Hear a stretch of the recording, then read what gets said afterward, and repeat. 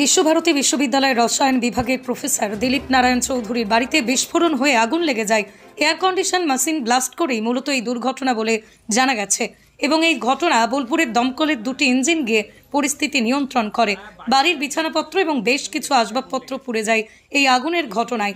রবিবার বিকেলে এই ঘটনায় চাঞ্চল্য ছড়িয়েছে শান্তিনিকেতনের রতনপল্লী এলাকায়।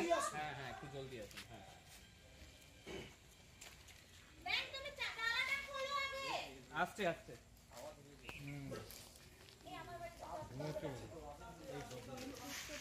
আগুন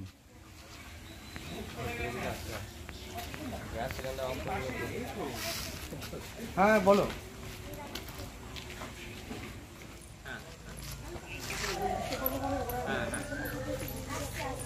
হ্যাঁ বাড়িতে একজনের, পাশের বাড়িতে একজনের এসিতে আগুন লেগেছে। এসি ফেটে, এসিতে শর্ট সার্কিট। হ্যাঁ হ্যাঁ হ্যাঁ একটু ধোয়া মতন হয়েছে, আপনারা আসুন। হ্যাঁ হ্যাঁ একটু জলদি আসুন। হ্যাঁ